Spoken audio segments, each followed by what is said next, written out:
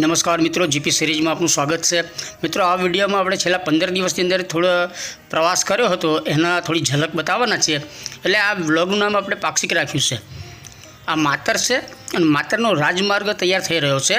28/10/2024ના દિવસે શૂટ કરેલો વિડીયો છે અને અત્યારે આપણે સ્ટુડિયો છે ત્યાં ઊભા છીએ ને ત્યાંથી આ શૂટિંગ કરી રહ્યા છીએ।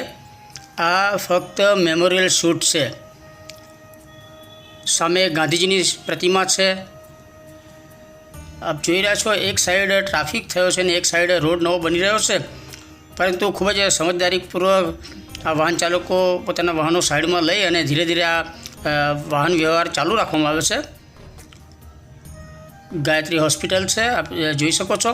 ફક્ત મેમોરિયલ યાદગીરી માટે આવું આ ઘડી આવી ક્ષણ હતી એની યાદો માટે આ વિડીયો શેર કર્યો છે। આ વિડીયોને બીજા કોઈ સાથે કંઈ લેવા દેવા નથી। અહીંયા ટ્રાફિક જામ થયો છે એવું કશું છે નહીં, આસાનીથી બધા વાહનો નીકળી શકે છે। ખાલી યાદગીરી માટે આ દ્રશ્યનું શૂટ કર્યું છે આપણે। અને મિત્રો, આપણે ખેડા બસ સ્ટેશનમાં આવ્યા છે।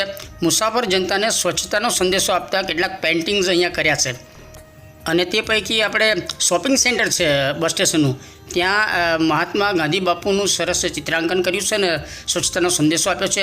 ત્યાં નીચે એક શ્રમિક થાકીને સૂઈ ગયો છે, ગાંધીજીની નિશ્રામાં જાણે કે સૂતો હોય એટલી મુક્ત સરસ આનંદથી સૂઈ રહ્યો છે। એટલે સારી ઝલક એક હતી એટલે શૂટ કર્યું છે।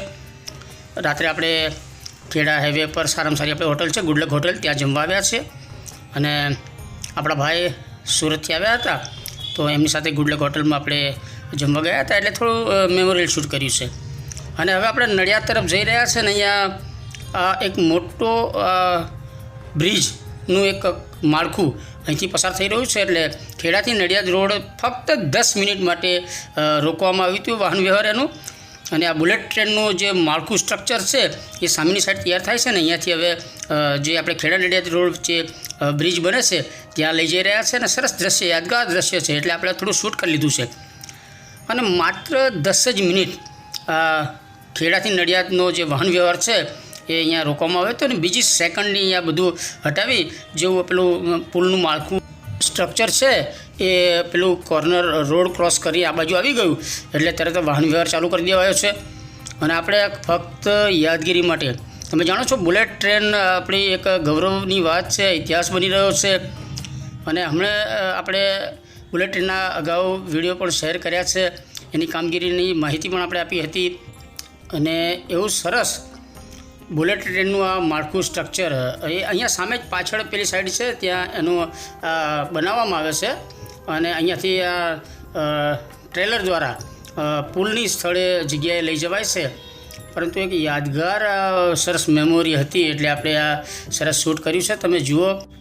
અને અત્યારે આ સ્ટ્રક્ચર માળખું છે પુલનું બુલેટ ટ્રેનનું એ તરફ જઈ રહ્યું છે, નડિયાદ તરફ જઈ રહ્યું છે।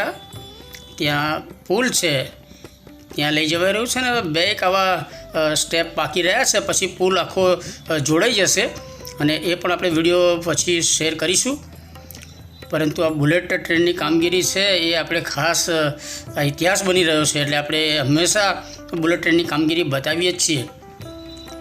આપ જોઈ રહ્યા છો કેટલું મોટું વિશાળ સ્ટ્રક્ચર હતું। અને આ દાંડી રોડ છે, તમને અગાઉ બતાવ્યું હતું, એ દાંડી કૂચ રોડ છે અને સામે અહીંયા જો આ બ્રિજ બની રહ્યો છે આપણો બુલેટ ટ્રેનનો બ્રિજ છે અને આપણે નડિયાદ તરફ જઈ રહ્યા છીએ। અને જ્યારે પણ આપણે નડિયાદ જઈએ ને સમય મળે તો આ બુલેટ ટ્રેનની કામગીરી થોડી આપણે બતાવીએ છીએ તારીખ સાથે। અને હવે આપણે નડિયાદના જાણીતા પીઢ પત્રકાર રાજુભાઈ મહંતની ઓફિસે આવ્યા છે। રાજુભાઈ એમનું કામ બધું કરી રહ્યા છે, ખૂબ જ નિષ્ઠાવાન પીઢ પત્રકાર છે રાજુભાઈ મહંત અને આપણા ખાસ મિત્ર છે ને। આપણે જ્યારે પણ નડિયાદ આવીએ તો રાજુભાઈની ચા અવશ્ય પીવાની જ હોય છે। અને આ છે ગૌતમભાઈ બ્રહ્મભટ્ટ, આપણા માતરના જ છે અને નડિયાદ રહે છે અને સમાજ સેવાના સારા કાર્યો કરે છે।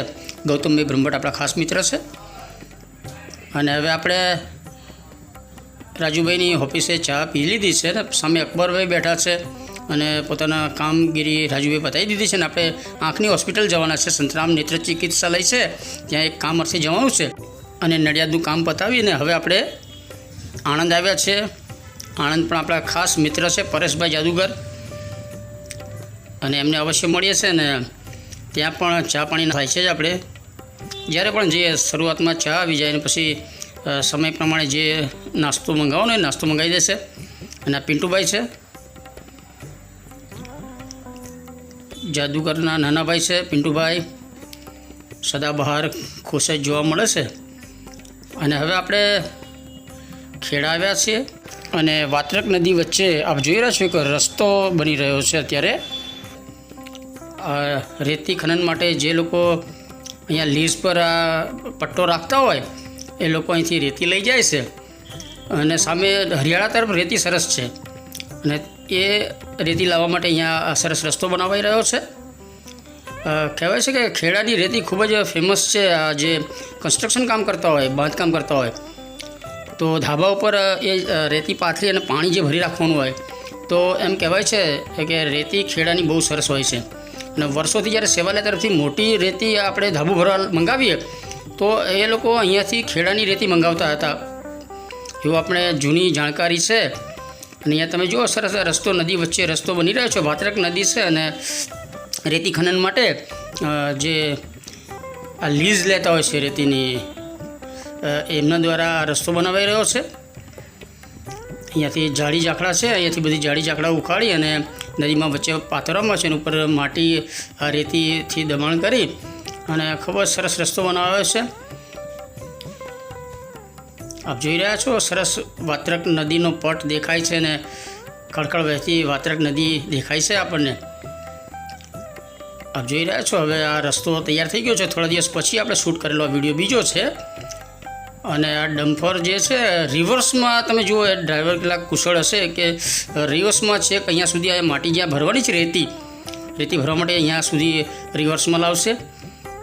અને આપ જોઈ રહ્યા છો અહીંયાથી રેતી લઈ જવાઈ રહી છે. અને વાત્રક નદી છે આપણી ખેડા પાસેની લોકમાતા વાત્રક અને સોના જેવી આ રેતી છે. આપણે રેતીના કણ જે છે ખૂબ જ ચમકતા આ રેતીના કણ હોય છે ને રેતી ખૂબ જ વખણાય છે આપણે ખેડાની. એટલે ખેડાનું આપણે આ ગૌરવ લેવા જેવું છે. વાત્રક માતા જે છે આપણને સરસ કુદરતી ખનિજ ખજાનો કહી શકાય રેતી અહીંથી ઉપલબ્ધ થાય છે. અને આ લોકમાતા વાત્રકના કારણે આપણા ખેડાના જળસ્તર પણ ઊંચા આવે છે. અને આપણો જાણીતો કમાનવાળો બ્રિજ છે ને યાત્રાધામ ડાકોર દ્વારકા પુલ છે અને આપણી લોકમાતા વાત્રક. અને તમે જુઓ વાત્રકના દર્શન કરો. સરસ ગોલ્ડન રેતી અહીંયાથી પ્રાપ્ત થાય છે એવું કહી શકાય. ખૂબ જ કિંમતી રેતી ખેડાની હોય છે. તો મિત્રો આ સાથે આપણે 15 દિવસની જે યાત્રા હતી યાની પાક્ષિક ઝલક ખેડા માત્ર નડિયાદ આણંદનો વિડીયો શેર કરીએ છીએ. વિડીયો આપને ગમે તો લાઈક કરો, શેર કરો અને જીપી સિરીઝ ચેનલ સબસ્ક્રાઈબ કરો. જય હિન્દ, વંદે ગુજરાત.